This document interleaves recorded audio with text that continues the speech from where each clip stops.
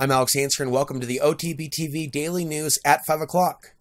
I'm considering making this a regular segment as time goes on. At the moment, we're looking at the world's largest military aircraft conducting its first mission with the Chinese Air Force. So on the path to World War III, here are some new developments. The world's largest heavy military transport aircraft in production conducted its first airborne mission this week with the Chinese military. On Tuesday, a spokesperson for the People's Liberation Army Air Force announced that China's new Y-20 has conducted airdrop training with paratroopers. We'll slow down here and make sure this is sinking in. Expanded paratrooper training with the Chinese Air Force, the world's largest military aircraft, now being put into use, allowing the Chinese to get some exercise. Now, this article is interesting because it also reveals that the production lines for the American heavy lift aircraft were shut down in 2015. That model is the US's C-17. It's larger than the Y-20, but several years ago it has been discontinued. The introduction of the Y-20 makes China the third major power to design and build a massive heavy lift transporter aircraft. Okay. With regards to the South China Sea, this has been a growing issue for a number of years now. The militarization of the South China Sea and the U.S. response. This continuous line in the sand. Many people believe this is going to be something that's going to spark a conflict between the United States and China. Many people believe there's going to be a fallout from the alleged truce or recent meeting between Donald Trump and Kim Jong-un. But here is the headline here, and this actually came out back in May, and I saved this to my computer and made a mental note to bring this to your attention. China is basically paying for the U.S. Navy's buildup in the South China Sea. Build the wall was the Trump crowd rallying cry during his campaign. To further rile up his supporters, Trump would retort, and Mexico is going to pay for it. But over a year and a half later, it appears that Mexico paying for the wall was nothing but a pipe dream and a marketing scheme, the art of the deal. To mobilize immigration hardliners. Worse yet for Trump, of the 33, again, that's 33 billion. Again, that would be 33. Of the 33 billion he requested to secure the border, Congress has only authorized 1.6 billion, and that's just for barrier reinforcements. However, China, another Trump nemesis, may not be able to avoid funding the president's policies. They will end up paying the U.S. Navy to build and maintain the very fleet of warships and planes that's opposing them in the South China Sea. And I've been saying this for a long time. I've been asking the question for some time. How long is China going to continue to fund the U.S. wars? Will it actually continue to fund the United States when the U.S. points increasing aggression in the South Pacific towards the direction of China? And why would that be? Why would China fund the United States acting in this particular direction unless it was all by design? So there's things that we can kind of glean, clues, if you will, from articles like this. You're not going to get the full picture. You're not going to get the full understanding, right? But if you've been receiving accurate information, or if you've been on the path for a certain amount of time, you can understand the concept of America being used to destroy itself.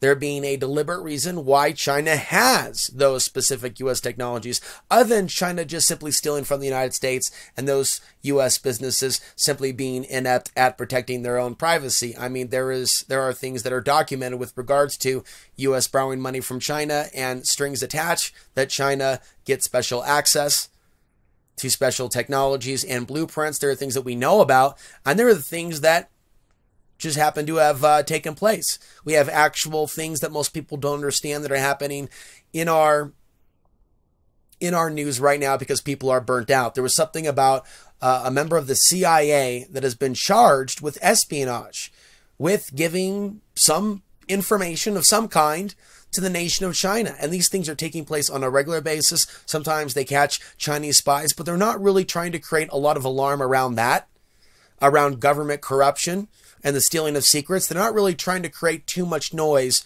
around that. But when it's time for them to create noise around the idea of us going to war, then they'll make movies. Then they'll make noise. Then we'll see even people and deceptions in the alternative media, trying to get us in more of a warlike direction, a nationalistic direction, us versus them against us, right? And there are some people that literally run PR for Donald Trump while acting like they are anti-establishment conspiracy researchers or personalities on YouTube that claim to represent the concerns of the American people, especially certain people that are very, very popular. They're very good at the gift of gab, gift of communication. I think they're misusing a talent as they whip up support for Donald Trump while acting like they're concerned about World War III and showing their support for what Donald Trump is doing, which is letting it ride. And it is the idea of the economic reset. It is the idea of the United States, hopefully in their mind, right, having the upper hand when it comes to this global conflict. And some have another position. They're hoping that Russia has the upper hand, and they're waiting for some reason to see the U.S. system come down. There's some people that are actively running PR for Putin as well. And then some, of course, we've talked about this for years, that will actively run PR for Donald Trump and Vladimir Putin at the same time. This isn't copying the mainstream media. There are people that have been doing this for 10 years, and very few of my peers in the alternative media have also been calling out that BS, acting like you're alternative, but not really seeing the whole new world order, which includes Russia. For years, I've been raising the alarm about this before there even was a 2016 election. Thing is, people weren't seeing it as relevant. They really wanted to believe, I think, and some still do, either that we're winning, that daddy's returning, the return of the king, or that Putin is bringing some balance to the force, the global order. And there is the way that things appear through the lens of the internet. And then there is the reality. One more thing before we go into this. All that manipulation that happened on Facebook, absolutely I see as something that involved our own intelligence community. They could have used useful actors from the outside world, other countries, foreign countries. But ultimately, I think that there's more overlap between our own CIA and other intelligence agencies and intelligence agencies in Russia and other countries. That there is an overlay. That's what I'm proposing to you. There's an overlay between these nation states, these agencies in these nation states that a lot of people don't see. And perhaps we'll have this information in 10 years, right? It's amazing the information that's coming out now that people don't seem to understand. But the idea of a secret space weapon or a secret Donald Trump card that's going to, somehow dominate China and Russia, it just hasn't been revealed yet. But it's the art of the deal, right? I think that this is a gross overestimation of the U.S. military might and power, and that they are missing the ball. They are missing the big picture with the outsourcing of our technology, with the Satan II missile that is being developed by Russia, asking themselves a larger questions. Why is China moving very quickly in some of these directions to where they're practicing transporting a massive amount of troops via aircraft, right? Not just their own Navy, reaching new technological record levels of capability, and where they're expected, for years have been expected to be by the year 2020 with their naval aircraft carriers. But what about the massive aircrafts themselves that can transport large numbers of Chinese troops? And why would that be of interest to them? Refreshing your memory as well, the moving of large amounts of Chinese troops from China to the United States, specifically the state of Oregon, right? Practices that have already taken place, yes, with the help of our own government in the event of a, what? Major earthquake, which they say is overdue. In the event of a major earthquake, which certain technologies could possibly manufacture, I would say more likely during geomagnetic storms, to where those tectonic plates are even more responsive, sensitive, and able to be manipulated into creating a frictionless event, an earthquake. a man-made earthquake. Problem, reaction, solution. Certain environmental factors, a man-made earthquake could be created to bring potentially Chinese troops to the United States. There was also a drill recently where in Arizona, they were drilling for a mass exodus of Southern California American refugees in the event of what?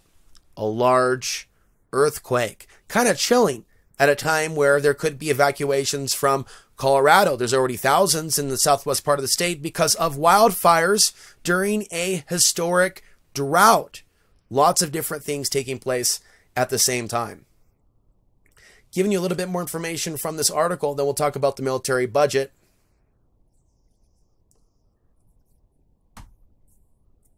To defend their claim in the South China Sea, China is spending its U.S. trade surplus dollars. Yes, they are buying up New York City hotels and office buildings, pork producers, and technology companies, but they are also determined to control the seas and will spend whatever it takes to accomplish that end. China's South China Sea policy is like our 1823 Monroe Doctrine, determined not to be caught unprepared again as they were at Pearl Harbor. The U.S. new budget has authorized increased military spending, and because of years of decline, the increase is vast. The Navy will get an annual $48.8 billion to build new ships and fighter jets, and China will help finance this buildup. In the 2019 budget, which has been passed and signed, the U.S. will need to borrow a minimum of $1 trillion a year.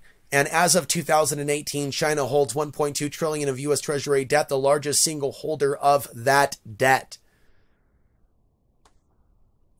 As the U.S. issues more debt, interest rates will rise, and the higher yields will be more attractive to Chinese investors. On the trade front, because the budget and the resulting deficits are stimulative, most economists are predicting a rise in U.S. purchases of Chinese products, further increasing the trade deficit. If that happens, China may recycle these new dollars into even more treasury holdings. In essence, China is lending us money to rebuild our Navy to oppose them.